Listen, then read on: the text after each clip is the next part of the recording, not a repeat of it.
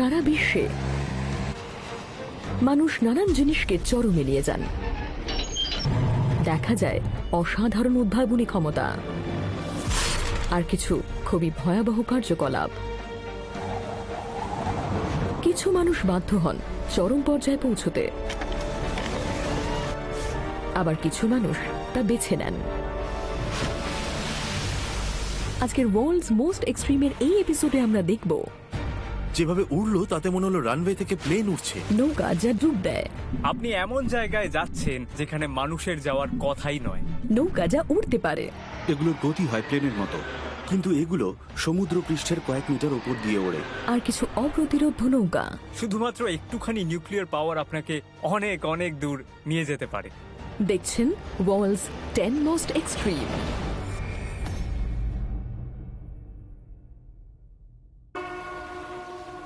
অর্ধেক নৌকা, অর্ধেক প্লেন, পুরো পাগলামি।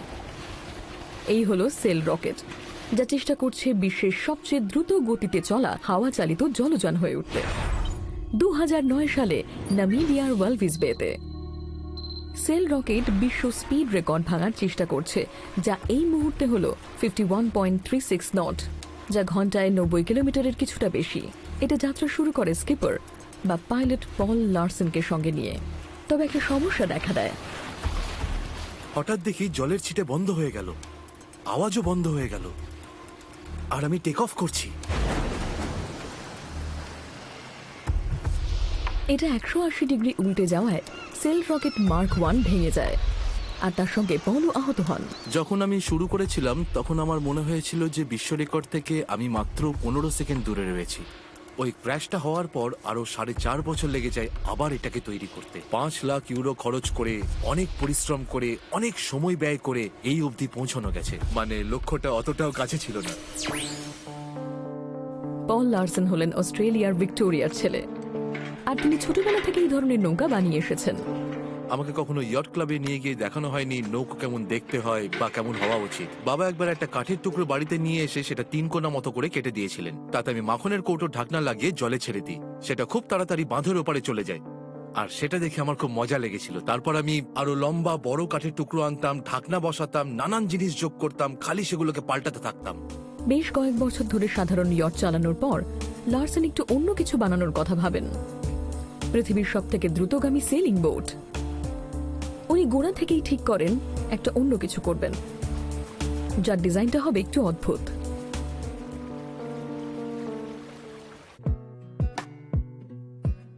নৌকা তাড়াতাড়ি চালাতে হলে আপনাকে তার ড্র্যাগ কমাতে হবে, আর সেটা করা যাবে হালটাকে জল থেকে তুলে ফেলে।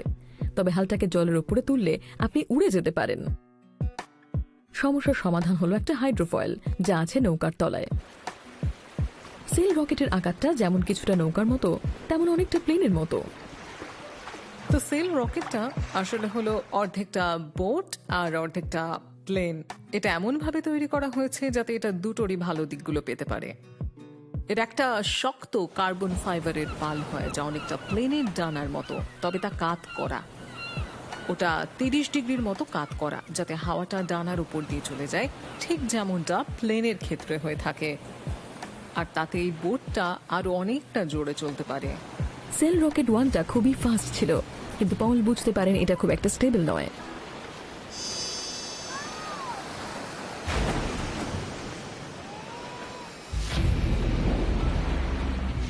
একজন এরোডাইনামিসিস্ট যিনি মূলত প্লেনের ডিজাইন করেন, তাকে দিয়ে দ্বিতীয় প্লেনটা ডিজাইন করানো হয়।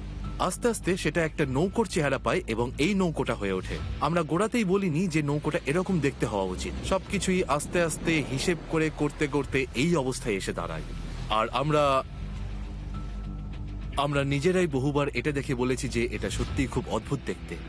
বিশ্ব রেকর্ড ভাঙার জন্য ওনাদের এমন একটা যান বানাতে হতো জলের মধ্যে যার গতি আকাশে সাউন্ড ব্যারিয়ার ভাঙার গতির সমান হয়, মানে 90 কিলোমিটার পার আওয়ারের থেকে বেশি গতিতে এগোতে পারে।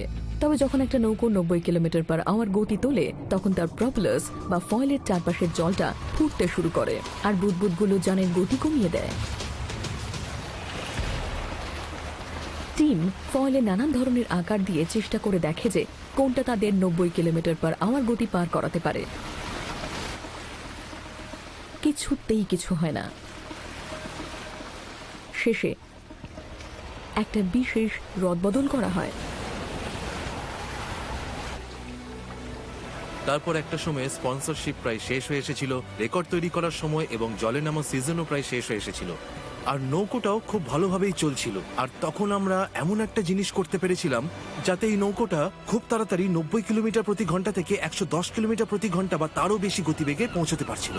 সেই সিজনে সেদিনই ছিল নৌকা চালানোর শেষ দিন, তাই সেদিনই রেকর্ড ভাঙার চেষ্টা করা হয়। বলে এবারই হবে, না হলে কখনোই নয়। আশা করছিলাম যে এবার এটা কাজ করবে, আর আমি নৌকোটা চালাতে শুরু করি, আর নৌকোটা প্রচন্ড গতিতে এগোতে শুরু করে জলের ওপরে।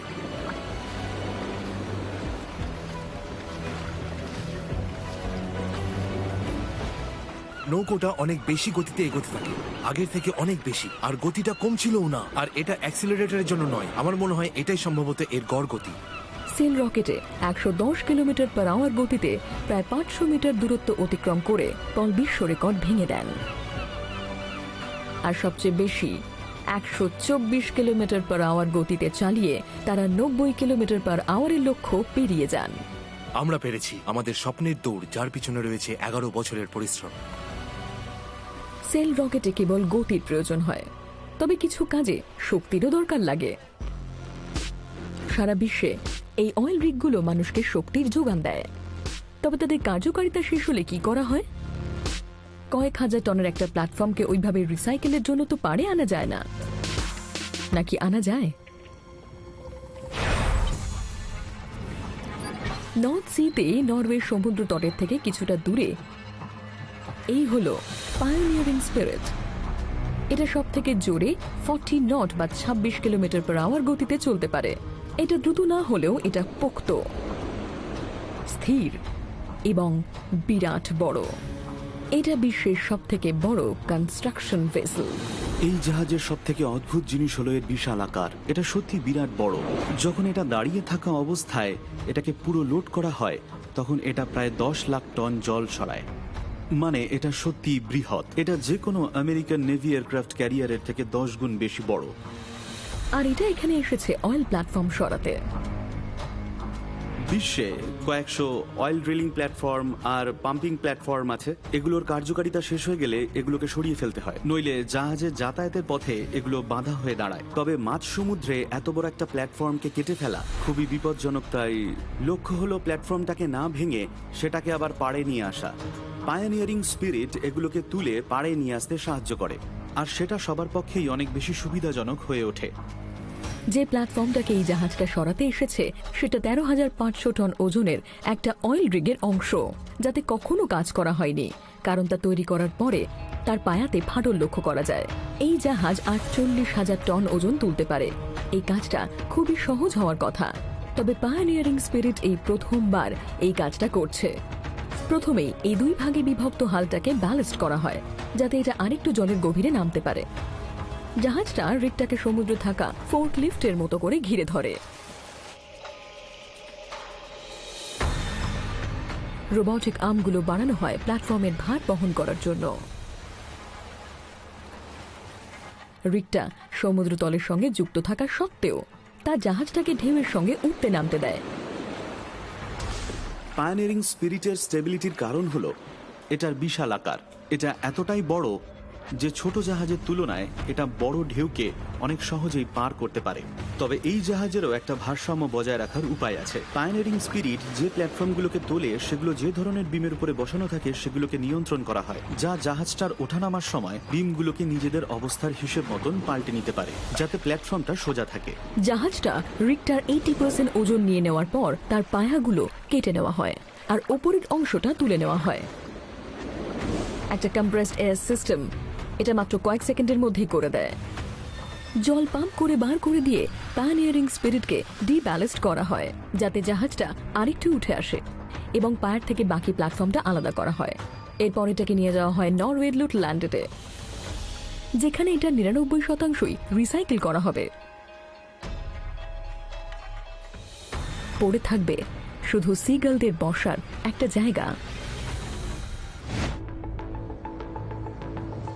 আপনাদের এটা দেখে মনে হচ্ছে হয়তো ভবিষ্যতের প্লেন, বা যেমনটা আগেকার দিনে ভাবা হতো ভবিষ্যতে হবে, আমার সেই স্টার ওয়ার্স এর গাড়িগুলোর কথা মনে পড়ে যায়, সেই ল্যান্ড স্পিডার গুলো যেগুলো ভেসে যেত হথের বরফের ওপর দিয়ে।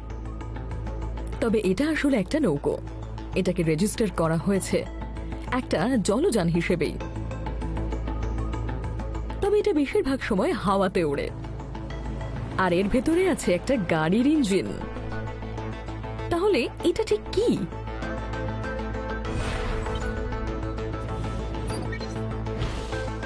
এর উত্তর পাওয়া যাবে সিঙ্গাপুরে গেলে। এয়ারফিশ হলো মূলত একটা বোট যা উঠতে পারে। এর ডানা আছে, আর অন্য প্লেনের মতোই এরও ডানার ওপরের তুলনায় নিচের দিকে হাওয়ার চাপ বেশি, যার ফলে এগুলো এয়ারক্রাফটের মতো উঠতে পারে। এয়ারফিশকে সুরক্ষিতভাবে এবং আইনগতভাবে শুধুমাত্র জলেই চালানো যায়, তাই এটা একটা জলযান। এটা উইগ এফেক্ট ব্যবহার করে জলের উপর দিয়ে উড়ে যেতে পারে। তবে এক্ষেত্রে উইগ মানে পরচুলা নয়, এর মানে উইং ইন গ্রাউন্ড। একটা এয়ারপ্লেন উড়ান শুরু করার সময় মাটির কাছাকাছি থাকে, আর তখন সেটা ওড়ানো অনেক বেশি সহজ, কারণ ডানা আর মাটির মধ্যে একটা বিশেষ এয়ার প্রেশার থাকে। প্লেন জমি এবং জলের উপরে অনেক সহজে চলতে পারে, কারণ সেখানে লিফট বেশি এবং ড্র্যাগ কম থাকে। যখন একটা প্লেন যে কোনো স্তরের কাছ দিয়ে উড়ে, তখন সেই স্তর আর ডানার মধ্যে হাওয়াটা টাইট হয়ে আসে, যাতে ওড়া সহজ হয়। তবে ডানার থেকে ড্র্যাগও তৈরি হয়, যা হলো গোল হয়ে ঘুরতে থাকা হাওয়া, যা প্লেনের গতি কমিয়ে দেয়। তবে সমুদ্র পৃষ্ঠের কাছাকাছি থাকলে ভর্টেক্সগুলো ব্যাহত হয় এবং ড্র্যাগ কমানো যায়। অ্যালবাট্রসের মতো বুদ্ধিমান পাখি এই বিষয়ে জানে, এতে শক্তি অনেক কম খরচ হয়। হাওয়া যেহেতু এদের কম আটকায়, তাই এই গ্রাউন্ড ইফেক্ট যানগুলো প্লেনের থেকেও বেশি ভালো কাজ করে এবং নৌকার থেকে অনেক বেশি জোরে চলে, কারণ ওদের জলের ঘনত্বকে কেটে বেরোতে হচ্ছে না। প্লেনের থেকে কম খরচে তৈরি এয়ারফিশ সর্বোচ্চ 150 কিলোমিটার প্রতি ঘন্টার গতিতে উড়তে পারে এবং সাধারণ প্লেনের তুলনায় এতে জ্বালানির খরচ অনেক কম। যেহেতু এটা জলের থেকে মাত্র কয়েক মিটার উঁচু দিয়ে চলছে, তাই ভেঙে পড়লেও তেমন ক্ষতি হয় না। এয়ারপোর্ট বা রানওয়েরও প্রয়োজন হয় না, তাই কম পয়সায় খুব সহজেই দুটো দ্বীপের মধ্যে যাতায়াত করা যায়। শুনে মনে হচ্ছে না এর চেয়ে ভালো যান আর নেই? এর থেকে আমার সেই বিমানগুলোর কথা মনে পড়ে যেগুলো রাশিয়ানরা 60-এর দশকে এই একই এফেক্ট ব্যবহার করে বানিয়েছিল। তখন এটা নতুন জিনিস ছিল, ওরা ভেবেছিল ওরা এই প্রযুক্তি দিয়ে বিশ্বকে পাল্টে ফেলবে। জানা যায় যে উইঙ্গিং গ্রাউন্ড ভেসেল যেমন কিছু সমস্যার সমাধান করে, তেমনই কিছু সমস্যার সৃষ্টিও করে। এত কম উচ্চতায় এত জোরে চলার জন্য এদের কিছু সমস্যার মুখে পড়তে হয়, যেমন ধরুন সামনে কোনো জাহাজ বা বড় ঢেউ পড়ে গেলে তা এড়িয়ে যাওয়া মুশকিল হয়ে যায়। উইঙ্গিং গ্রাউন্ড এফেক্ট ব্যবহার করা যানের ক্ষেত্রে প্রধান সমস্যাটা হলো এর গতি প্লেনের মতো, আর এগুলো ওড়ার সময় কঠিন বস্তু থেকে মাত্র কয়েক মিটার দূরত্বে থাকে। অবশ্যই আপনি প্লেনে থাকলে এরকম একটা অবস্থার মধ্যে পড়তে চাইবেন না। তবে এয়ারফিশ চালানোর সব থেকে কঠিন সমস্যা হলো ঢেউয়ের উচ্চতা। এয়ারফিশ একটা খুবই ছোট উইঙ্গিং গ্রাউন্ড এফেক্ট ব্যবহার করা যান, আর খুব বড় ঢেউ উঠলে এটা যেতে পারে না। আমার মনে হয় এটা শুধু 1 মিটার উচ্চতার ঢেউই পার করতে পারে। সমুদ্রের এই পর্যায়কে বলা হয় সি স্টেপ 3। তবে সাধারণত সমুদ্রের ঢেউয়ের উচ্চতা এর থেকে অনেক বেশি হয়, তাই এটা খুব কম সময়ের জন্যই কাজ করতে পারে। সেই জন্য এয়ারফিশ শুধুমাত্র বন্দর পার করার জন্য একটা দ্রুতগামী ফেরি হিসেবে অথবা শান্ত সমুদ্রে দ্বীপ পারাপার করার জন্য ব্যবহার করা যেতে পারে। তবে এমন একটা যান আছে যা উত্তাল সমুদ্রের জন্যই তৈরি। আমেরিকার প্রশান্ত মহাসাগরের সমুদ্র তটের কাছেই একটা জাহাজ ডুবতে শুরু করেছে। ক্রিউয়ের সবাই জাহাজ আঁকড়ে দাঁড়িয়ে আছেন, তবে কেউ সাহায্য করবে না, কারণ এই জাহাজটা ডোবার জন্যই তৈরি করা হয়েছিল। ক্যালিফোর্নিয়ার স্যান ডিয়েগো সমুদ্র তটের থেকে কিছুটা দূরে রয়েছে এই ফ্লিপ, একটা 108 মিটার লম্বা রিসার্চ প্ল্যাটফর্ম যা 90 ডিগ্রি ঘুরে গিয়ে নিজের দৈর্ঘ্যে 90 মিটার অব্দি জলের তলায় ডুবিয়ে রাখতে পারে। অন্য সমস্ত জাহাজের মতোই এটাও মূলত একটা বিরাট লম্বা টিউব, তবে তার একটা দিক মানুষের থাকার জন্য বানানো হয়নি, তাতে আছে শুধুমাত্র ব্যালাস্ট ট্যাঙ্ক। যখন ওনারা ঠিক জায়গায় পৌঁছে যান তখন ওই ট্যাঙ্কগুলোতে জল ভরা শুরু করেন এবং তাই জাহাজটা একদিক থেকে ডুবতে শুরু করে, আর একটা দিকে যেহেতু হাওয়া রয়েছে তাই সেটা ভাসতে থাকে। শেষে ওটা জলের মধ্যে দাঁড়িয়ে থাকা একটা রডের মতো দেখতে লাগে। 60-এর দশকে স্ক্রিপস ইনস্টিটিউশন অফ ওশানোগ্রাফি আর আমেরিকান নেভি একটা গবেষণা যান বানাতে চেয়েছিল যা সাবমেরিন অ্যাকোস্টিক নিয়ে কাজ করবে। লোকে বোঝার চেষ্টা করছিল যে সমুদ্রের নিচে আওয়াজ কিভাবে যায়, কারণ সাবমেরিনে যারা থাকতো তারা অনেক সময় দেখতো যে একটা বিশেষ দিক থেকে আওয়াজ আসছে, তবে পরে তারা দেখতো যে জাহাজটা থেকে আওয়াজটা আসছে সেটা সেই দিকে নেই, একেবারে অন্য দিকে আছে। তখন তারা বুঝতে পারে যে জলের তলায় যেটা হচ্ছে সেটা অনেকটা মরীচিকার মতো। আর লোকে এটাও জানতে চায় যে তার প্রভাব কতটা গভীর, তাই একটা পরীক্ষা করার কথা হয় যাতে অনেক অ্যাকোস্টিক রিসিভার, শব্দ সৃষ্টি করার একটা যন্ত্র, কম্পিউটার, রেকর্ডার আর এইসব ধরনের জিনিস ব্যবহার করা হয়। তারা অ্যাকোস্টিক রিসিভার সহ একটা জাহাজকে নামাতে পারতেন না। সাধারণ নৌকো ঢেউয়ের সঙ্গে উঠবে নামবে, আর তা অ্যাকোস্টিক গবেষণার জন্য উপযুক্ত নয়। সমুদ্রের ওপরের স্তরে থাকা জাহাজ থেকে এই ধরনের মাপজোকের কাজ করা খুবই কঠিন ছিল, কারণ সমুদ্রের উপরিভাগ খুবই উত্তাল হয়। আর সেই সময় এমন কিছু মানুষ ছিলেন যারা দ্বিতীয় বিশ্বযুদ্ধের সময় সাবমেরিনে ছিলেন। তারা জানতেন যে সমুদ্রের একটা বিশেষ গভীরতায় পৌঁছলে সবকিছু শান্ত হয়ে যায়। এখন লক্ষ্যটা ছিল এমন একটা প্ল্যাটফর্ম তৈরি করা যেটা সমুদ্রের গভীরের শান্তিটাকে ধরতে পারবে। স্ক্রিপ্টকে এমনভাবে তৈরি করা হয়েছে যাতে তা কিছুক্ষণ পর পর একটা ছন্দ মেনে ওঠানামা করতে পারে, যা ঢেউয়ের তুলনায় অনেক বেশি লম্বা। তাই বলতে গেলে সে ঢেউয়ের ধাক্কাতে নড়েই না। 30 ফুট গভীর সমুদ্রে সে মাত্র 3 ইঞ্চি নড়ে। সহজ করে বলতে গেলে এর মানে জাহাজটা সব ঢেউয়ের ধাক্কায় ওঠানামা করে না। এমনকি 30 ফুটের ঢেউ হলেও সে মাত্র 3 ফুট ওঠে। ফ্লিপে যে থাকার জায়গা রয়েছে তা হরিজন্টাল এবং ভার্টিক্যাল দুটো অবস্থাতেই কাজ করা দরকার। কিছু সমস্যার সমাধান খুবই অদ্ভুত, আবার কিছুর সহজ সমাধানও রয়েছে। নিচে ডুব দেবার আগে কতগুলো কাজ আছে যেগুলো করার দরকার পড়ে। কোনো খোলা জিনিস যা আটকানো নেই, যেমন ধরুন টেবিল বা ওই ধরনের জিনিস, সেগুলোকে প্রত্যেকটা কম্পার্টমেন্টের সব থেকে নিচের জায়গায় রাখতে হতো। আপনার পজিশন যাই হোক না কেন, এটা এমন একটা কর্নার যা সবসময় নিচের দিকে থাকে। এই জাহাজ ঘুরে দেখলে মনে হবে আমি যেন একটা সিরিয়াল পেন্টিং এর মধ্যে চলে এসেছি। শাওরের ড্রেন দেয়ালের দিকে করা, বাইরে থাকা সিঁড়ি আর রেলিং নানান দিকে চলে গেছে। আর এই হলো ক্যাপ্টেনের কেবিন। এই বাঙ্কগুলোকে ট্র্যাকের ওপর রাখা হয় যাতে এগুলো ঘোরানো যায়। এগুলো এই রকম আছে, তবে ফ্লিপ সোজা হয়ে গেলে এগুলো আবার স্বাভাবিক অবস্থাতে ফিরে যাবে। জাহাজটা ডোবার সময় সবাইকে ডেকে উঠে আসতে হয়। ক্যাপ্টেন আস্তে আস্তে জাহাজের তলার দিকে জল ভরা শুরু করবেন। আপনাকে প্রাণপণে রেলিং ধরে দাঁড়িয়ে থাকতে হবে। যখন এটা আস্তে আস্তে উল্টোবে, আপনাকে এইভাবে এইভাবে এগোতে হবে। তারপর শেষমেশ আপনি বসে পড়বেন আর দৃশ্যটা উপভোগ করবেন। জলের থেকে মাত্র 15 কি 20 মিটারের দূরত্ব থেকে শুরু করে আপনি একেবারে জলের কাছে চলে আসবেন। মনে হবে আপনি ঢেউয়ের চোখে চোখ রাখছেন। প্রায় 50 বছর আগে এটা তৈরি করা হয় একটা বিশেষ গবেষণার জন্য। তবে এতটা অদ্ভুত হওয়ার জন্য আজও বৈজ্ঞানিকরা ফ্লিপকে ব্যবহার করেন। সমুদ্রে গিয়ে সমুদ্রকে অতটা কাছ থেকে দেখা, তাও কিছু না ধরে থেকে, অত্যন্ত প্রতিকূল অবস্থাতেও, এটা সত্যি আজও একটা অসাধারণ ব্যাপার। খুব খুব ভালো লাগে। এতে আমরা এমন সব কাজ করতে পেরেছিলাম যা আজও সাধারণ জাহাজে করার কথা ভাবাই যায় না। তবে 90 মিটার অব্দি ডুবে যাওয়াটা কিন্তু এমন কিছুই নয়। পশ্চিম প্রশান্ত মহাসাগরে জলের স্তরের 11 কিলোমিটার নিচে অবস্থিত মারিয়ানা ট্রেঞ্চ বিশ্বের সবচেয়ে গভীর জায়গা। এখানে যত লোক গেছে তার চেয়ে বেশি লোক চাঁদে গেছে। এতটা নিচে নামতে লাগে এক বিশেষ যান।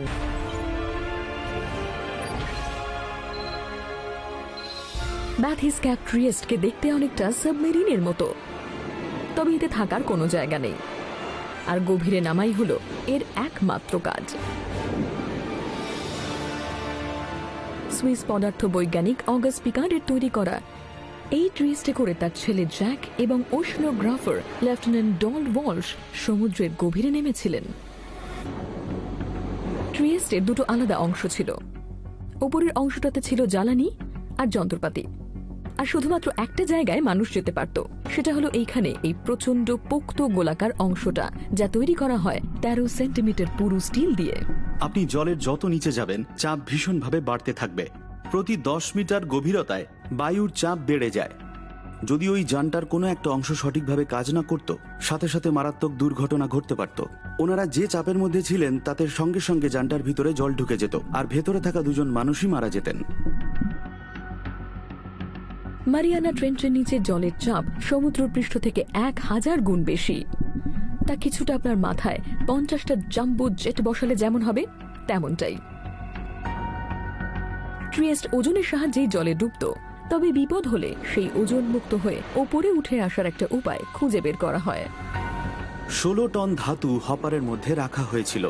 ওগুলো জায়গা মতন আটকে রাখা হয়েছিল ম্যাগনেটের সাহায্যে, মানে ইলেকট্রোম্যাগনেট, যাতে বিপদে পড়লে ম্যাগনেটগুলো বন্ধ করে দেওয়া যায়, যাতে ধাতুগুলো হপারের বাইরে বেরিয়ে আসে। বা যদি বিদ্যুৎ একেবারেই চলে যায় তাহলে ইলেকট্রোম্যাগনেটগুলো একেবারেই বন্ধ হয়ে যাবে আর সব ধাতুগুলোই বাইরে বেরিয়ে আসবে, এবং যানটা এতটাই হালকা হয়ে যাবে যে জলের উপরে উঠে আসবে। 23 জানুয়ারি 1960 জ্যাক পিকার্ড এবং ডন ওয়াল্শ প্রায় 5 ঘন্টা ধরে সমুদ্রপৃষ্ঠ থেকে নিচে নামেন, তবে 9500 মিটার পৌঁছতেই তারা একটা আওয়াজ শুনতে পান। প্লেক্সিগ্লাস হ্যাচটা ফাটতে শুরু করেছিল। তারা সমস্ত যন্ত্রপাতি একেবারে দেখে নিয়ে ঠিক করেন আরও নিচে নামবেন। প্রায় 11,000 মিটার নামার পর প্রশান্ত মহাসাগরের সমুদ্রতল ছোঁন তারা। তবে তারা শুধুমাত্র ঘোলাটে জল দেখতে পান, যা তাদের সমুদ্রতলে কাটানো 20 মিনিটের মধ্যেও পরিষ্কার হয়নি। স্বাভাবিকভাবেই এরপর আর কেউ এত গভীরে নামেননি।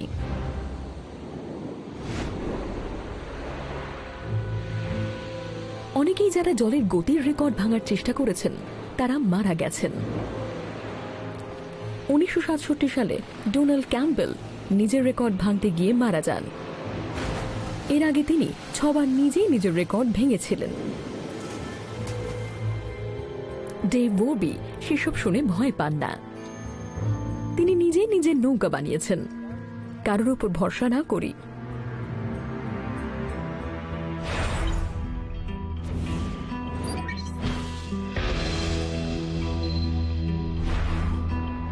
এই মুহূর্তে যে রেকর্ডটা আছে তা হলো 500 কিলোমিটার প্রতি ঘন্টা, আর সেটাও এমন একজন ধরে রেখেছেন যিনি নিজেই নিজের নৌকা বানান। তার বাড়ির উঠোনেই। ডেভের বাবা কেন, তিনিও নিজের নৌকাটা নতুন ভাবেই বানিয়েছিলেন। ঘন্টায় 300 কিলোমিটারেরও বেশি বেগে নৌকো চালাতে কেমন লাগে সেটা পৃথিবীতে খুব বেশি জন বলার মতো নেই। কেন তার নিজের রেকর্ড করেছিলেন 1978 সালে, 40 বছর আগে। আর ডেভ তার বাবার রেকর্ড এবার ভাঙতে চলেছেন। মানে পারিবারিক প্রতিযোগিতা আর কি।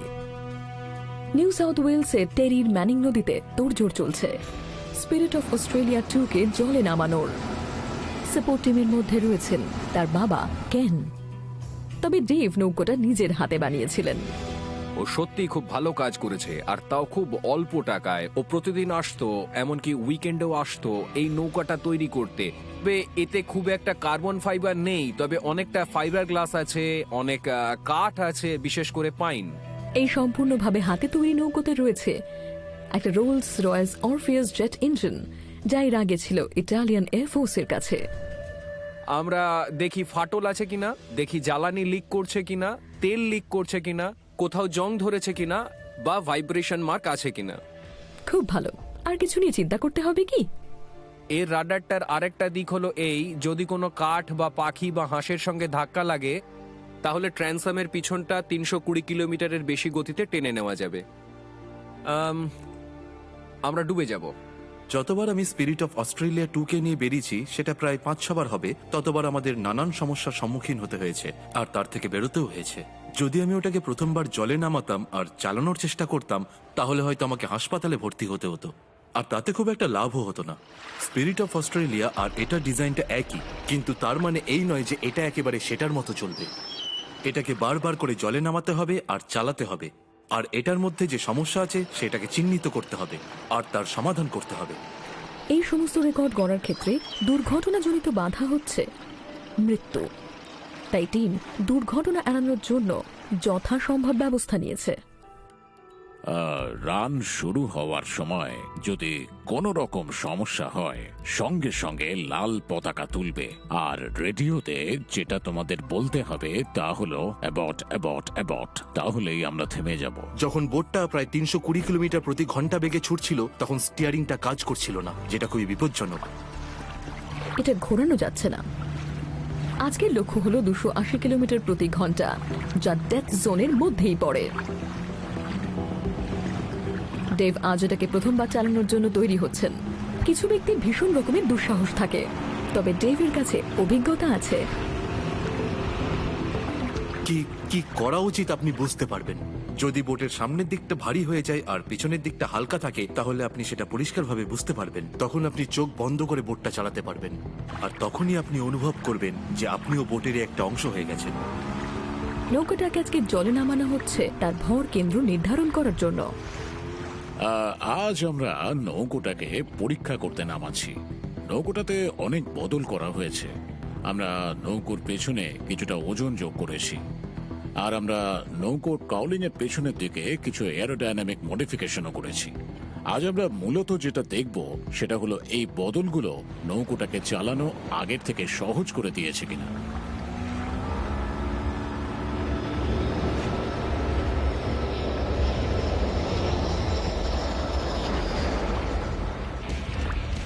বাহ, ভালোই করছে। আজ আবহাওয়া খুব একটা সুবিধের নয়। ও প্রায় 200 কিলোমিটার প্রতি ঘন্টার বেশি গতিতেই চালাচ্ছে। আজ হয়তো এর থেকে বেশি কিছু করা যাবে না। আমরা হয়তো এটাকে তুলে নিয়ে জ্বালানি ভরে আবার এটাকে নামাতে পারি। হাওয়ার গতি নিয়ে বিশেষ কিছু করার নেই। জেট ইঞ্জিনে কিছুটা দেরি করে জ্বালানি ভরায় তার ক্ষমতা কিছুটা কমে আসে। তো এতে তেল কমে আসার পর আওয়াজ শুনে মনে হচ্ছিল এর গতি আবার কমে আসবে, তবে তেল ভরার পর ওটা আগের মতোই জোরে চলতে লাগলো। মূলত ডেভকে বোতামটা একটু আগে টিপতে হবে, তাহলেই সমস্যার সমাধান হয়ে যাবে। আর যেহেতু জানা গেছে যে নৌকোটা স্থিতিশীল, তাই গতি বাড়ানো নিয়ে খুব একটা সমস্যা নেই।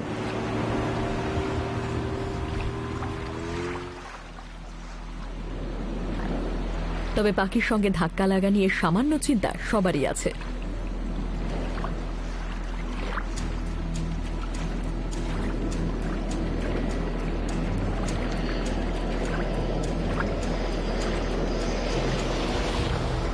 ,302 কিলোমিটার প্রতি ঘন্টা।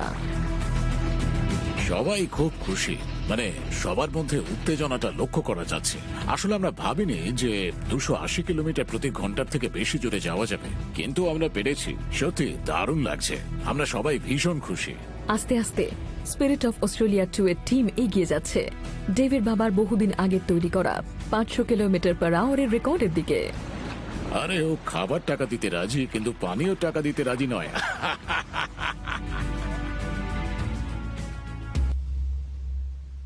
আর এবার দেখব এমন একটা পাওয়ার আউটপুট যার কথা ডেভ শুধু স্বপ্নেই ভাবতে পারেন। নরওয়ের ফিয়র্ড, অসাধারণ প্রাকৃতিক সৌন্দর্য, স্বচ্ছ জল, পরিষ্কার বায়ু। না, ঠিক তা নয়।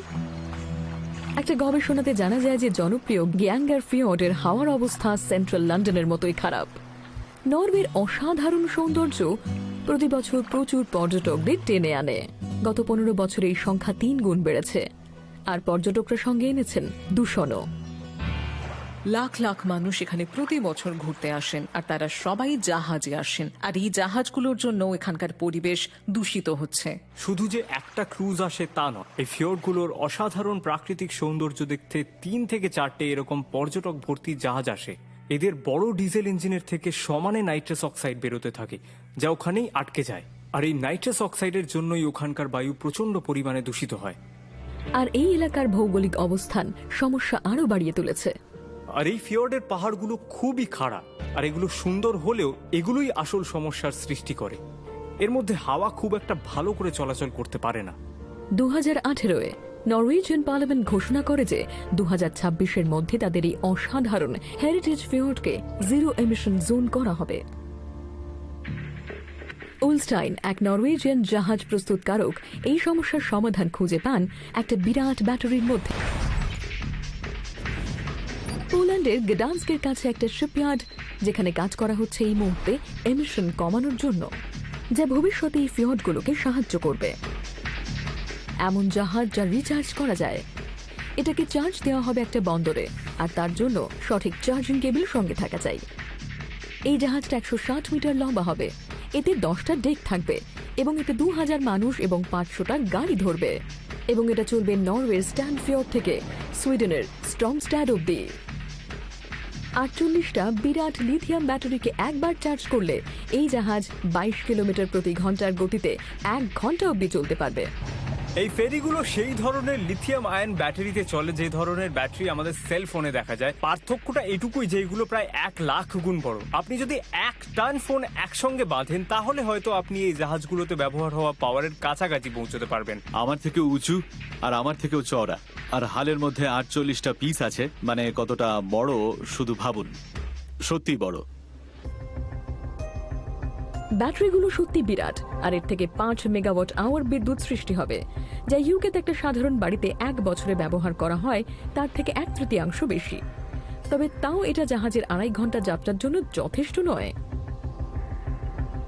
এখন প্রযুক্তি যতটা উন্নত, তাতে কাজটা সারতে হলে কার্গোর জায়গাতেও ব্যাটারি ভরতে হবে। নতুন জাহাজগুলো পারাপারের প্রথম আর শেষ 8 ঘন্টাই শুধু ব্যাটারি ব্যবহার করবে। তবে সেটাই সব থেকে গুরুত্বপূর্ণ সময়, কারণ সেই সময় জাহাজগুলো ফিওর্ডের সব থেকে কাছে থাকে।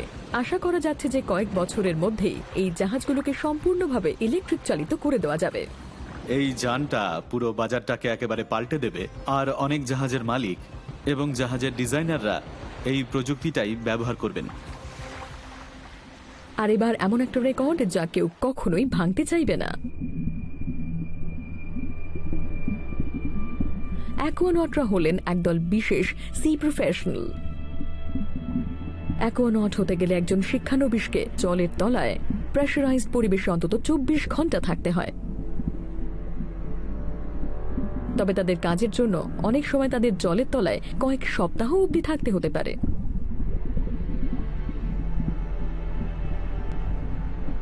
যেহেতু তারা একবারই ডিকম্প্রেস করেন, তাই তাদের ডিকম্প্রেশন সিকনেস হওয়ার সম্ভাবনা খুবই কম থাকে। বেশিরভাগ অ্যাকুয়ানটরাই ভীষণভাবে ট্রেন্ড হন এবং কাজেও খুব দক্ষ হন। তবে 2013 সালের 26শে মে একটি জাহাজের একজন কুককে অ্যাক্সিডেন্টলি জলের নিচে থাকতে হয়।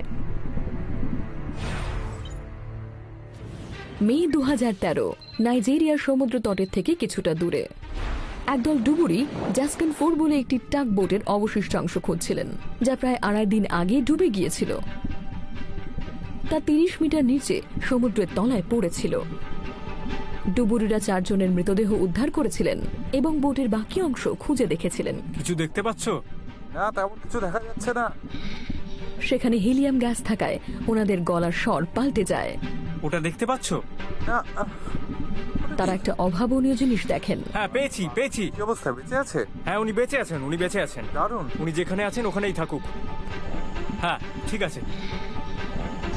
খাবার, জামাকাপড়, পানীয় জল এবং অক্সিজেনের সরবরাহ না থাকা সত্ত্বেও সেই জাহাজের রাঁধুনি বেঁচেছিলেন, কারণ তিনি উল্টে যাওয়া হালে আটকে পড়া একটা এয়ার বাবলের মধ্যে ছিলেন। এটা খুবই অদ্ভুত যে একজন মানুষ অতটা গভীরে অতক্ষণ ধরে বেঁচে থাকতে পেরেছিলেন। সাধারণত রিক্রিয়েশনাল ডাইভাররা যদি 30 মিটার মতো গভীরে নামেন, তাহলে মিনিট 20 পর তারা আস্তে আস্তে ওপরে উঠে আসেন। হ্যারিসনের ভাগ্য খুবই ভালো ছিল। কপাল জোরে একটা অদ্ভুত ঘটনা ঘটে এক্ষেত্রে। পরে অনুমান করা হয় যে বাবলটায় প্রায় 6 কিউবিক মিটারের মতন হাওয়া ছিল। একটি মানুষের 10 কিউবিক মিটার বাতাসে যতটা অক্সিজেন থাকে, প্রতিদিন ততটাই অক্সিজেনের প্রয়োজন হয়। তার মানে ওটুকু হাওয়াতে কারুর পক্ষে অর্ধেক দিনের বেশি বেঁচে থাকা সম্ভব নয়। তবে যেহেতু উনি 30 মিটারেরও বেশি নিচে ছিলেন, সেই হাওয়াটাই 4 গুণ বেশি চাপের মধ্যে ছিল।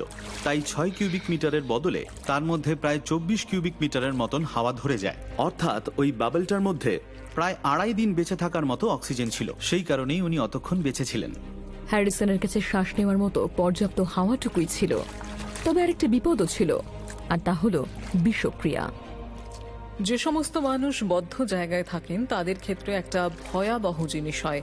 সেটা হলো এই যে আমরা যেহেতু নিঃশ্বাসের সঙ্গে কার্বন ডাই অক্সাইড ছাড়ি, তা হাওয়ার সঙ্গে মেশে, আর হাওয়ায় তার মাত্রা যদি 5% হয়ে যায় মানুষ মারাও যেতে পারে। তবে যেহেতু সেখানে জল ছিল আর উনি জলে হাত পা ছুঁছিলেন, তাই ওনার নিঃশ্বাসের সঙ্গে বেরোনো কার্বন ডাই অক্সাইড জলের সঙ্গে মিশে গিয়ে ওনার পক্ষে বিপদ কিছুটা কমিয়ে দিয়েছিল। কি হয়েছে ওনার? উনি বলছেন ঠান্ডা লাগছে। জলটা তো খুব ঠান্ডা। হ্যাঁ, জলটা ঠান্ডা। এত গভীর সমুদ্র একটা এয়ার বাবলের মধ্যে হ্যারিসনের পক্ষে বেঁচে থাকাটা সত্যি অদ্ভুত ছিল। তবে আরেকটা বড় বিপদও ছিল যা উনি কাটিয়ে উঠেছিলেন, হাইপোথার্মিয়া। ওনার বেঁচে থাকার ক্ষেত্রে আরেকটা জিনিস যেটা গুরুত্বপূর্ণ হয়ে ওঠে সেটা হলো এই যে কেবিনে যা জিনিস ছিল সেটা দিয়েই উনি একটা ভেলার মতন বানাতে পেরেছিলেন। সেই জন্যই উনি জলের বাইরে বেরোতে পারেন। যদি উনি জলে থাকতেন তাহলে জলটা ওনার শরীরকে খুব তাড়াতাড়ি ঠান্ডা করে দিত, ওনার শরীরের তাপমাত্রা কমে যেত, আর উদ্ধার হওয়ার আগেই উনি হাইপোথার্মিয়ায় মারা যেতেন। আপনি কোন পদে ছিলেন? আমি রান্না করি, রাঁধুনি। আপনি রাঁধুনি ছিলেন? হ্যাঁ স্যার। আপনি বেঁচে গেছেন। তবে হ্যারিসনকে তক্ষুনি ওপরে নিয়ে যাওয়া সম্ভব ছিল না। তিনি একজন স্যাচুরেশন ডাইভার বা অ্যাকোনট হয়ে উঠেছিলেন। উনি যদি খুব তাড়াতাড়ি ওপরে ওঠার চেষ্টা করতেন তাহলে ওনার রক্তের মধ্যে থেকে বা জয়েন্টের মধ্যে থেকে যে নাইট্রোজেন বেরিয়ে যাচ্ছিল তার ফলে উনি মারা যেতেন। ডুবুরিদের এবার হ্যারিসনকে ডাইভিং বেলে নিয়ে যেতে হতো, যেখানে ওনাকে কন্ট্রোলড ডিকম্প্রেশন প্রক্রিয়ার মধ্যে দিয়ে যেতে হতো।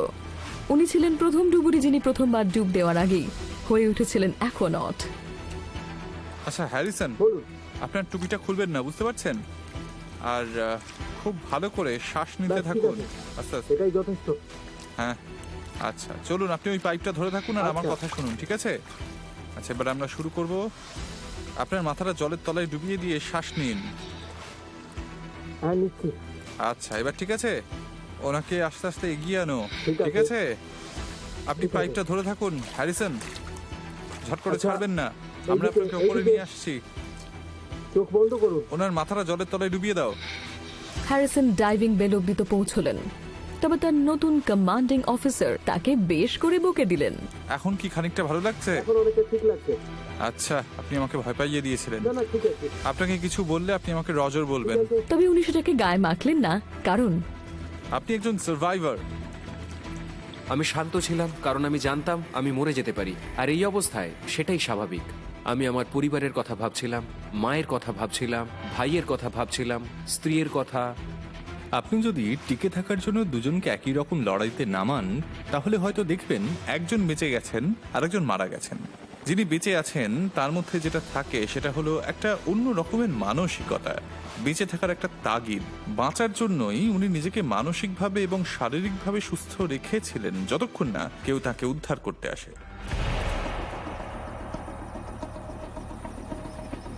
ড্রাগ পাচারকারীদের ধরা বেশ শক্ত, বিশেষ করে তারা যদি সমুদ্রে অস্ত্র নিয়ে ঘোরাফেরা করে। পাচারকারীদের কাছে রেডার সিস্টেম থাকে এবং হাই স্পিড বোট থাকে, তাই তাদের ধরা কঠিন হয়ে উঠছে এবং তারা দিন দিন আরো নতুন উপায় বার করছে গ্রেপ্তারি এড়াতে। পুলিশের এমন কিছু করার দরকার যা ওদের সঙ্গে পাল্লা দিতে পারে এবং রেডারে ধরা পড়ে না। একটা দ্রুত গতির স্টেলথ বোটের মতো কিছু। তবে সেরকম জিনিস কোথায় পাওয়া যায় কে জানে, সে একটা বিরাট রহস্য। তবে আপনাকে বলে রাখি, আপনি আয়ারল্যান্ডের গ্রামের দিকে খোঁজ করতে পারেন। এমনিতে জায়গাটা খুবই শান্ত, তবে এর পাশেই বিশ্বের সব থেকে উত্তাল সমুদ্র দেখা যায়। তবে থান্ডার চাইল্ডের কাছে সেটা কোনো বড় ব্যাপার নয়। এই প্রোটোটাইপ নৌকোর গতি ঘন্টায় 150 কিলোমিটার, যা ব্রিটিশ আইলস তছনছ করে দেওয়া ঝড় ডোরিসের গতির সমান। এবার ডিজাইনাররা নতুন মডেলটাকে আইরিশ কোস্টে ঘোরাতে বার করেছে, যা প্রায় 2000 কিলোমিটার লম্বা কোস্ট লাইন জুড়ে ঘুরবে। সবাইকে বলছি শুভযাত্রা, সাবধানে চালাবেন। থান্ডার চাইল্ড প্রায় 54 নট মানে 100 কিলোমিটার প্রতি ঘন্টার গতিতে এগোতে পারে এবং এর আকারের জন্য এটা ঢেউ কেটে বেরোতে পারে। বেশিরভাগ জাহাজ বা নৌকার সামনের দিকটা একটা চওড়া ভিয়ের মতো দেখতে হয়, তাই যখন সেটা ঢেউয়ের মুখে পড়ে তখন জাহাজের সামনের দিকটা উঠে যায় আর ঢেউটাকে টপকে যায়। তবে নৌকোর সামনের দিকটা অনেক বেশি সুচলো হলে সেটা নৌকোটাকে ঢেউ কেটে এগিয়ে যেতে সাহায্য করে, মানে এটা বাধা কাটিয়ে সহজে সামনে এগিয়ে যায়। এতে নৌকোটা ঢেউয়ের উপরে ওঠে না এবং এটা একদম একটা সোজা পথ ধরে এগোতে থাকে। তাই বড় ঢেউয়ের মধ্যে দিয়ে যাওয়ার সময় এই নৌকোগুলো খুব একটা বেশি লাফায় না। আর এর আরেকটা বিশেষ দিকও আছে।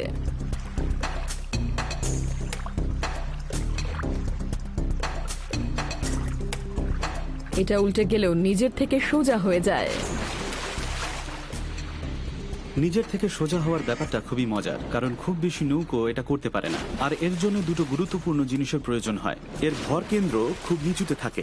বেশিরভাগ নৌকোই যখন 120 ডিগ্রি বা তার বেশি হেলে যায়, তখন সেই অবস্থাটাকে আমরা বলি অ্যাঙ্গেল অফ ভ্যানিশিং স্টেবিলিটি। মানে এমন একটা অবস্থা যাতে নৌকোটাকে ছেড়ে দিলে সেটা উল্টে যাবে আর সোজা হবে না। দ্য থান্ডার চাইল্ডের সেই অ্যাঙ্গেল অফ ভ্যানিশিং স্টেবিলিটিটাই নেই। এটা ওপর থেকে নিচ অব্দি পুরোটাই স্টেবল, মানে আপনি যে কোনো দিকেই এটাকে উল্টে দিতে পারেন আর এটা নিজের থেকেই সোজা হয়ে যাবে।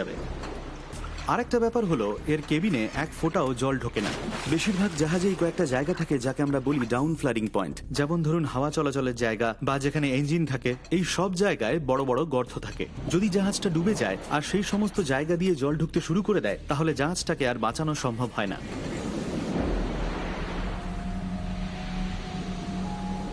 জাহাজের ক্ষেত্রে স্টেলথ ডিজাইন অনেকদিন ধরেই ব্যবহার করা হচ্ছে, যদিও তা মূলত মিলিটারিরাই ব্যবহার করতেন।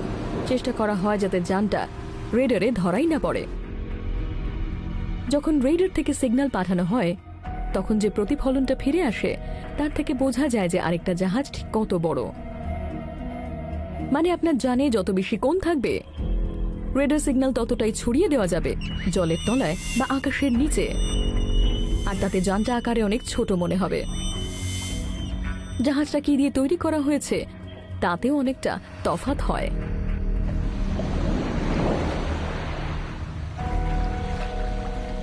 যেহেতু এগুলো তৈরি করা হয় আধুনিক কার্বন ফাইবার দিয়ে, স্টিল বা অ্যালুমিনিয়াম দিয়ে নয়, যে জিনিস দিয়ে বেশিরভাগ বোট তৈরি করা হয় আর কি, তাই এই বোটগুলো আগের মতো একইভাবে রেডারে ধরা পড়ে না।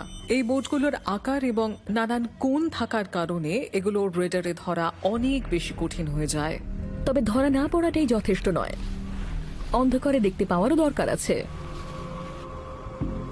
তাই থান্ডার চাইল্ডে night vision infrared camera, radar এবং জিপিএস আছে, মানে এটা সহজে রাতেও কাজ করতে পারে। আয়ারল্যান্ডে তাদের যাত্রাপথের সব থেকে কঠিন অংশ ছিল রকলের কাছে, আর এই জায়গাটা তারা রাতেই পার করে। তবে এই ধরনের প্রযুক্তি থাকার জন্য থান্ডার চাইল্ডকে একটু গতি কমাতে হয়নি। তারা গোটা কোস্টলাইনটা মাত্র 30 ঘন্টার মধ্যে ঘুরে আসে। সারা বিশ্বের ড্রাগ পাচারকারীদের এবার সাবধান হতে হবে, বা আমাদের আশা করতে হবে যে এরকম একটা যান তারা যেন না কিনে ফেলেন। আর এবার আমরা পারমাণবিক ক্ষমতার বিষয়ে জানব। গ্লোবাল ওয়ার্মিং এর মানে হলো আর্কটিকের বরফ গলে যাচ্ছে। লক্ষ্য করা যাচ্ছে যে গ্রীষ্ম ও শরৎকালে গত 1 দশকে আর্কটিকের বরফের ন্যূনতম স্তর প্রায় 40% পর্যন্ত কমে এসেছে। আর সেই জন্য আর্কটিকের এমন কিছু অংশে এখন জাহাজ যেতে পারছে যা আগে কখনো ভাবাই যেত না। তবে এই জাহাজগুলোকে তাদের নিজেদের পথ নিজেদেরই বানাতে হয়।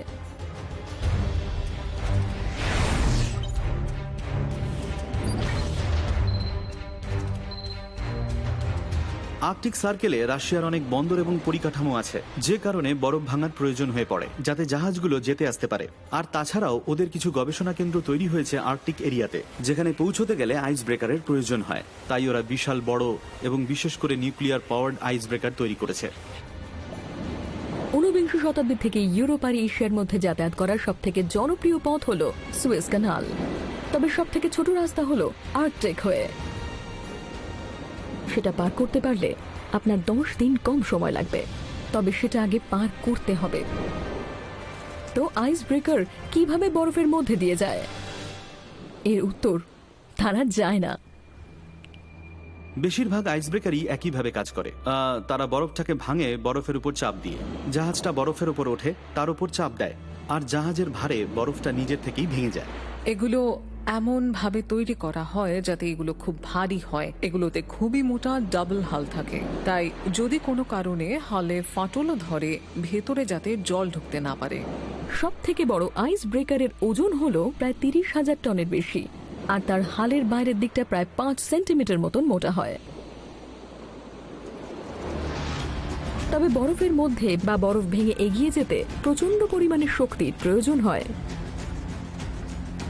একটা ডিজেল ইঞ্জিনওয়ালা আইস ব্রেকারকে যদি দিনে 3 মিটার মোটা বরফ ভাঙতে হয় তাহলে তা দিনে 100 টন জ্বালানি খরচ করে ফেলতে পারে। নিউক্লিয়ার পাওয়ার জাহাজ একটা বিশেষ জিনিস করতে পারে যা সাধারণ জাহাজ করতে পারে না। জাহাজের ক্ষেত্রে এটা অনেকক্ষণ ভেসে থাকতে পারে, আর সাবমেরিন হলে অনেকক্ষণ ডুবে থাকতে পারে নতুন করে জ্বালানি না ভরে। মানে আমি বলতে চাইছি যে অল্প একটু নিউক্লিয়ার পাওয়ার অনেকক্ষণ ধরে কাজ করতে পারে। এই কারণেই এই জাহাজগুলো এই আর্কটিক টান্ড্রার মতো একেবারে বিচ্ছিন্ন এলাকায় অনেক দিন ধরে থাকতে পারে। তাদের জ্বালানির জন্য অসুবিধাও হয় না, আর ফেরতও যেতে হয় না। এই জাহাজগুলো মাসের পর মাস সমুদ্রে থাকতে পারে এবং তারা বন্দরে থামে শুধুমাত্র খাবার তোলার জন্য। জাহাজে 2টো নিউক্লিয়ার রিঅ্যাক্টর থাকায় এগুলো জ্বালানি না ভরে কিছু না করেও 5 বছর অব্দি চলতে পারে। আর আজও রাশিয়া একমাত্র দেশ যারা নিউক্লিয়ার আইস ব্রেকার ব্যবহার করে। তাই মনে হতেই পারে এই কোল্ড ওয়ারে তারাই বিজয়ী।